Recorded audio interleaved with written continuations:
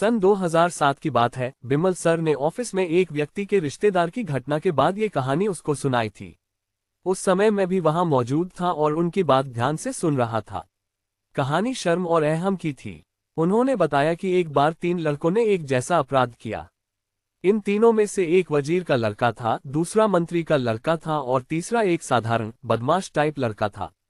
अपराध करने के बाद तीनों को गिरफ्तार कर लिया गया और अगले दिन राजा के दरबार में पेश किया गया। राजा ने तीनों को अलग अलग सजा सुनाई। बदमाश टाइप लड़का, उसे सबसे कठोर सजा दी गई। उसका सिर मुंडवाकर और पीटकर गांव में घुमाया गया। बावजूद इसके अगले दिन वह लड़का फिर से गांव में निर्लजता से घूमता नजर आया। इससे स्पष्ट होता है कि उसे किसी भी सजा या शर्मिंदगी का कोई असर नहीं हुआ। मंत्री का लड़का, उसे राजा ने कड़ी फटकार लगाई और कहा कि इतने बड़े मंत्री का लड़का होकर उसने ऐसा निंदनीय काम किया। इस फटकार से प्रभावित होकर वह लड़का शहर छोड़कर चला गया।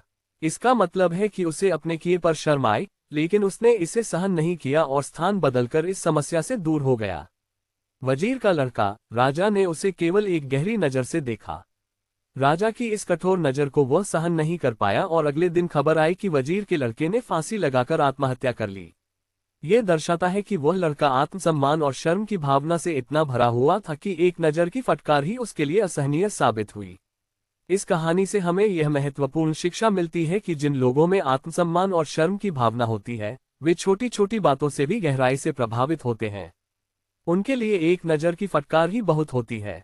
दूसरी ओर जिनमें ये भावना नहीं होती, उन्हें कितनी भी कठोर सजा दी जाए, उनका कोई असर नहीं होता।